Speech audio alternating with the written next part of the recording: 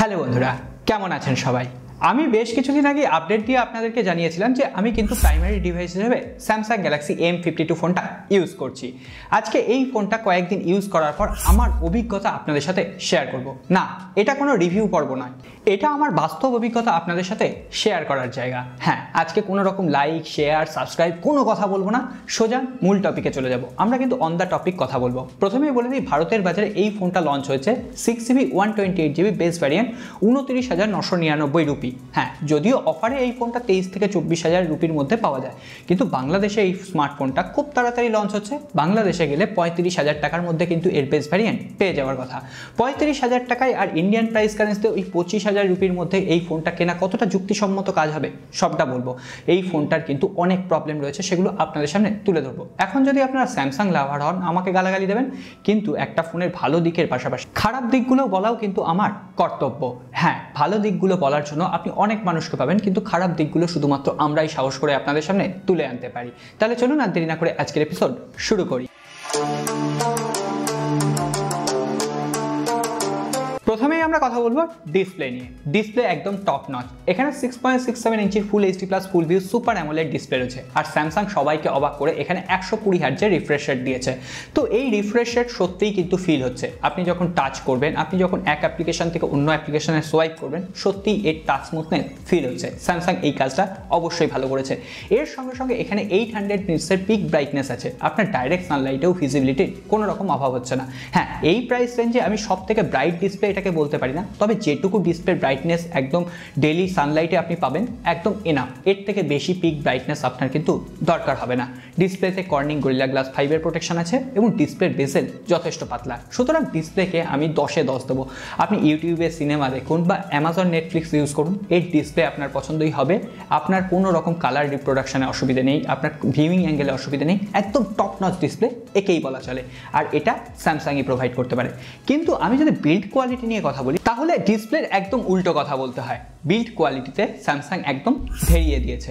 এখানে polycarbonate build quality আছে এবং ফ্রেমটাও কিন্তু পলিকার্বনেট। যথেচ্ছভাবে স্ক্র্যাচ আসছে। তবে হ্যাঁ, স্যামসাং গ্যালাক্সি M সিরিজের আন্ডারে যে সমস্ত স্মার্টফোন লঞ্চ হয়েছিল আগে, তার থেকে বেটার বিল্ড কোয়ালিটি করেছে, অবশ্যই মানতে হয়। কিন্তু আজকের দিনে যদি আমরা কম্পিটিশনকে দেখি, অন্যান্য স্মার্টফোনের তুলনায় এর যে বিল্ড কোয়ালিটি অনেকটা পিছিয়ে থাকবে। এছাড়াও এই ফোনটার একটা জিনিসে কিন্তু বাহবা দিতে হয়, আগের জেনারেশনের থেকে এই ফোনটা অত্যন্ত হালকা এবং এই ফোনটার হ্যান্ড ফিলিং অত্যন্ত ভালো। এই ফোনটার ওজন মাত্র 173 গ্রামের আশেপাশে। আমি চমকে গেছিলাম প্রথমে হাতে নিয়ে, এবং ফোনটা যথেষ্ট পাতলা। হ্যাঁ, বিল্ডের দিক থেকে শুধুমাত্র এইটুকু সান্ত্বনাই স্যামসাং আমাদের দিতে পেরেছে। একদম বিল্ড কোয়ালিটি যদি বলা হয়, তাহলে সেটা আমি 10-এ মোটামুটি 4 বা 5 দেওয়া যায়, খুব বড় জোর হলে। অন্য টপিকে যাওয়ার আগে দুই একটা ছোটখাটো কথা বলে দিই। এখানে ট্রিপল কার্ড স্লট নেই, এখানে হাইব্রিড সিম স্লট আছে। হয় দুটো সিম আপনাকে ইউজ করতে হবে, নাহলে একটা সিম একটা মাইক্রো এসডি কার্ড ইউজ করতে হবে। এক্ষেত্রে স্যামসাং এটা বেটার কাজ করেছে। অন্যান্য কম্পিটিশনের মার্কেটে আমরা কিন্তু ডুয়েল সিম কার্ড পাই, ওখানে এসডি কার্ড ইউজ করা যায় না। স্যামসাং এখানে এসডি কার্ড ইউজ করার সুযোগ দিচ্ছে। এছাড়াও এখানে কোনো রকম 3.5mm হেডফোন জ্যাক নেই। আর সব থেকে বড় কথা, আমি এখানে একটা অডিও কনভার্টার, যেটা 3.5mm কনভার্টার বলে, USB Type-C to, সেটা ইউজ করে দেখেছি MI-এরটা। সেটা থেকে কিন্তু মাইক্রোফোন কাজ করছে না। হ্যাঁ, হেডফোনে আপনি গান শুনতে পারবেন, কিন্তু আপনি যখন কথা রেকর্ড করতে যাবেন, আপনি ইউটিউবে ভিডিও শ্যুট করতে যাবেন, সেক্ষেত্রে মাইক সাপোর্ট করছে না ওই যে কনভার্টার রয়েছে সেটা। আপনাকে যদি স্যামসাংয়ের নিজস্ব কনভার্টার কিনতে হয়, তাহলে আবার 1000 টাকা কিন্তু খরচ করতে হবে, তবে কিন্তু আপনার মাইক সাপোর্টের অপশান আসবে। এরপর তাহলে সোজাসুজি চলে আসি পারফরমেন্সের কথায়। কোয়ালকম স্ন্যাপড্রাগন 778G প্রসেসর রয়েছে, এটা আপনারা সকলেই জানেন। কিন্তু বাস্তবে এটা কেমন পারফর্ম করলো, আমরা AnTuTu চেক করলাম। এখানে 4,91,000-এর আশেপাশে কিন্তু স্কোর পেয়েছি, অবশ্যই একটা ভালো স্কোর। এছাড়াও আমরা থ্রটলিং টেস্ট করেছি। হ্যাঁ, অনেকক্ষণ পরে গিয়ে থ্রটলিং আরম্ভ করেছে ঠিকই, কিন্তু স্যামসাংয়ের আগের জেনারেশনের তুলনায় অনেকটা ভালো পারফরমেন্স কিন্তু এখান থেকে পেয়েছি। আপনি যদি একজন ডেইলি ইউজার হন, আপনি গেমিং না করেন, আপনি শুধুমাত্র যে নর্মাল লাইফে যে অ্যাপ্লিকেশনগুলো আসে, ফেসবুক, টুইটার, ইনস্টাগ্রাম, সেগুলো সারাদিন ইউজ করেন, সোশ্যাল মিডিয়া প্ল্যাটফর্মের সময় কাটান, ইউটিউব ভিডিওস দেখেন, তাহলে এই ফোনটা আপনার জন্য পারফেক্ট হতে পারে। হ্যাঁ, গেমিংয়ের ক্ষেত্রে একটু পরে আসছি, তার আগে বলে দিই এখানে UFS 2.1 স্টোরেজ টাইপ আছে, DDR4X র্যাম আছে। আপনি হয়তো এই প্রাইস সেগমেন্টে আজকের দিনে UFS 3.1 স্টোরেজ টাইপ পাবেন, DDR5 র্যাম পাবেন, কিন্তু হ্যাঁ, স্যামসাংয়ের কাছ থেকে আমরা যেহেতু ভালো অপটিমাইজেশন পেয়েছি, এটা নিয়ে আমি অতটা অভিযোগ করছি না। তবে গেমিং পারফরমেন্সের কথা বললে একটু হলেও কিন্তু এই খেলাটা ঘুরে যায়। গেমিং পারফরমেন্সে আমি পাবজি টেস্ট করেছি। পাবজি বলতে ভারতবর্ষের বাজারে যেটা BGMI। এখানে আপনি স্মুথ এক্সট্রিম গ্রাফিক্সের সাপোর্ট পাবেন এবং HD HDR আলট্রা গ্রাফিক্সের সাপোর্ট পাবেন। আমি স্মুথ এক্সট্রিম যে সাপোর্ট আছে সেটা দিয়ে খেলে দেখেছি, প্রায় 1 ঘন্টা গেমিং করার পর ফোনটা কিন্তু যথেষ্ট পেছনের ব্যাক প্যানেলে ক্যামেরার পাশে একটু হিট হয়ে গেছিল, এবং যখনই হিট হয়ে যেতে আরম্ভ করেছিল তখন কিন্তু এটা থ্রট করা আরম্ভ করেছিল, ল্যাগ করছিল। আমি যখন নেভিগেশন চেঞ্জ করছিলাম সেগুলো কিন্তু একটু হলেও আটকে যাচ্ছিল। তো সেক্ষেত্রে গেমিংয়ের জন্য এখনও কিন্তু স্যামসাংকে অনেকটা অপটিমাইজ হতে হবে। আমি স্যামসাংয়ের কোনো স্মার্টফোনে আমি গেমিংয়ের অপটিমাইজেশন অত ভালোভাবে পাচ্ছি না, যেটা কিন্তু স্যামসাংকে অবশ্যই অপটিমাইজ হওয়ার দরকার। তো গেমিংয়ের জন্য আপনি অবশ্যই, যদি আপনি প্রফেশনাল গেমার না হন, টুকটাক গেম খেলে নিতে পারবেন, ভালো গেমই খেলে নিতে পারবেন। আমার মতো গেমার যদি হয় তাহলেও খেলে নিতে পারবেন, কিন্তু আপনি প্রফেশনাল লেভেলে গেমিং করতে চান তাহলে এই প্রাইস সেগমেন্টে অন্য কম্পিটিশন কিন্তু আপনার রয়েছে।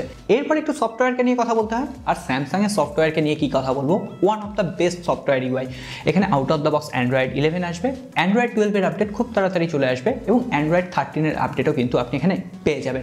এছাড়াও এখানে কিন্তু নক সিকিউরিটি সাপোর্ট রয়েছে, ফুল সাপোর্ট। তাছাড়াও এখানে স্যামসাংয়ের One UI 3.1-এর কাস্টমাইজেশন রয়েছে, সমস্ত প্রয়োজনীয় ফিচার্স রয়েছে। শুধুমাত্র ইন্টারনেট স্পিড মিটার, এই ফিচার্সটা এখনও স্যামসাং কিন্তু ইনক্লুড করতে পারেনি। এছাড়াও এখানে নক সিকিউরিটি ফুল ভার্সন থাকার পরও এখানে গুড লকের যে ফিচার্সগুলো আছে, আপনারা অনেকেই জিজ্ঞেস করেন যে গুড লক কাজ করছে কিনা। গুড লকের বেশ কিছু ফিচার্স কিন্তু কাজ করছে না, তবে আপনি স্যামসাং পে, NFC-র মতো সাপোর্ট, সিকিউর ফোল্ডার, এগুলোর অপশন এখানে পেয়ে যাবেন। এছাড়াও স্যামসাং কিন্তু এখানে ভার্চুয়াল র্যামের সাপোর্ট দিয়েছে, 4GB ভার্চুয়াল র্যাম অটোমেটিক্যালি এখানে অ্যাড হয়ে আছে।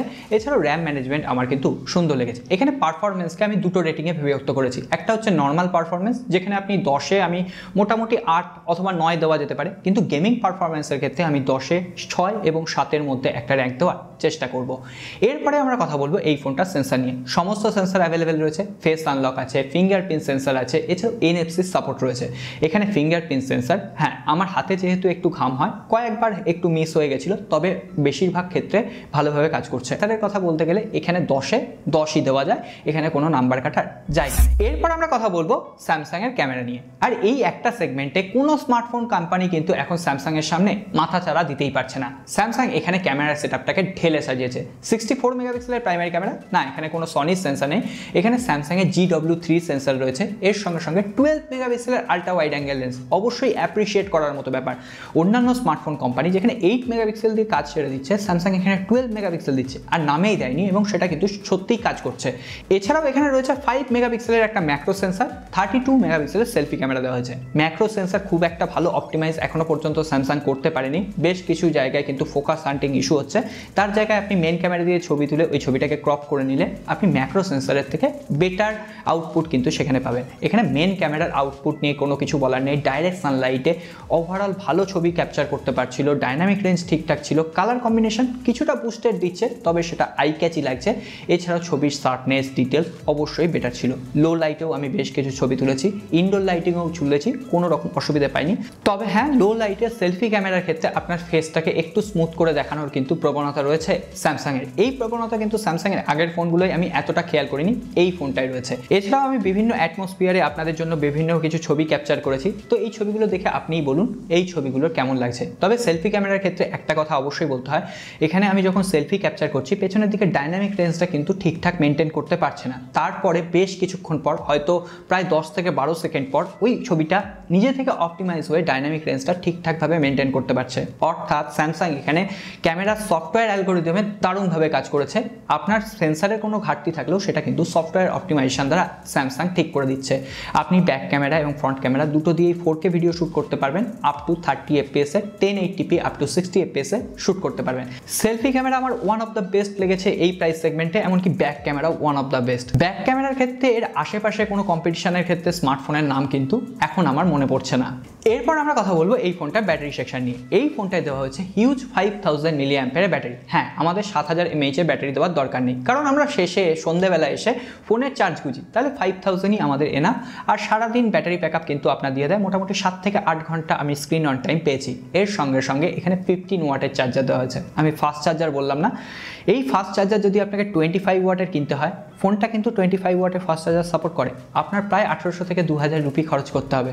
আমি যদি এই ফোনটা কেনার পর আরও 2000 রুপি খরচ করি, সেটা একদমই ঠিক হবে না। স্যামসাংয়ের এটা কিন্তু 25 ওয়াটের ফাস্ট চার্জার দেওয়া উচিত ছিল। এরপরে সবশেষে নেটওয়ার্ক এবং কানেক্টিভিটি নিয়ে কথা বলবো। সমস্ত কানেক্টিভিটি অ্যাভেলেবেল রয়েছে, তবে এখানে ওয়াইফাইয়ের দিক থেকে আমি একটু লো ওয়াইফাই নেটওয়ার্ক কভারেজ পেয়েছি। অ্যাকচুয়ালি আমার ওয়াইফাইটা আমার নিচের ঘরে, তো ওপরের ঘরে যখন আমি আসি, স্যামসাংয়ের ফোনটা কিন্তু ওয়াইফাই অতটা ভালোভাবে ক্যাপচার করতে পারে না। আমার অন্যান্য যে সমস্ত স্মার্টফোনগুলো রয়েছে, MI10T, স্যামসাং S10, ইনফিনিক্সের ফোন, এগুলো কিন্তু ওয়াইফাই অনেক বেটার রেঞ্জে প্রোভাইড করতে পারে এই ফোনটার থেকে। এছাড়াও আমি কানেক্টিভিটিতে আর কোনো ইস্যু পাইনি। এছাড়াও আমি নর্মাল কল করে দেখেছি, 4G ক্যারিয়ার অ্যাগ্রিগেশন আছে, ভোল্টেজ সাপোর্ট আছে, কোনো রকম অসুবিধা নেই। এছাড়াও 5Gর নামে এখানে স্যামসাং কোনো কার্পণ্য করেনি, 12টা 5G ব্যান্ডের সাপোর্ট দিয়েছে।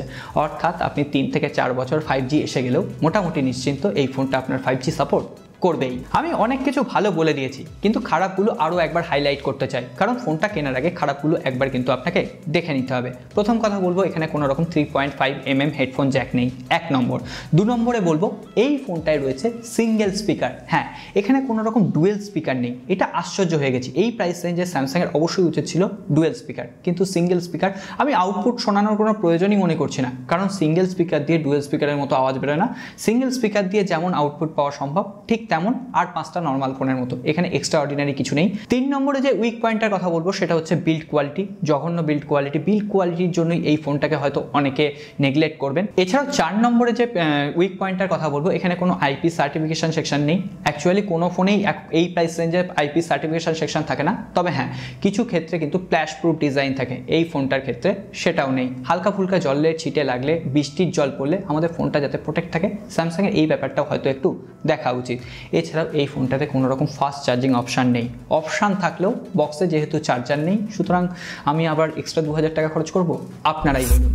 সো বন্ধুরা, আমি কিন্তু অন দ্য টপিক আপনাদের বোঝানোর চেষ্টা করেছি এই ফোনটার ভালো দিক এবং এই ফোনটার খারাপ দিক। এবার এই ফোনটা কেনা ঠিক হবে কিনা দু একটা লাইনে বলে দিই। প্রথমত বলে দিই, এই ফোনটার দাম যদি অরিজিনাল প্রাইস পয়েন্টে পাওয়া যায়, যেটা হচ্ছে 29,999 রুপি, সেই দামে এই ফোনটা কেনা একদমই উচিত নয়। একদম বাজে ফোন হবে।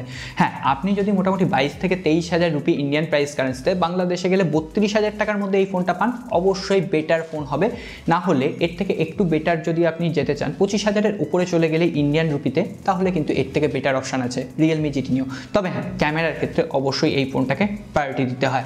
আপনারা যারা ক্যামেরা লাভার আছে তাদের জন্য এই ফোনটা অবশ্যই ঠিক আছে। তবে হ্যাঁ, আমি একটু গেমিং করি, আমার একটু বিল্ড কোয়ালিটি ভালো দরকার হয়, তো সেক্ষেত্রে আমার কিন্তু অন্য অপশান আছে। এরপর কিন্তু বাকিটা আপনাদের সিদ্ধান্ত। আপনারা অবশ্যই কমেন্ট বক্সে লিখে জানাবেন এই ফোনটাকে আপনারা কত নাম্বার দিচ্ছেন 10 নম্বরের মধ্যে। এই উত্তরটা কিন্তু আমি চাই।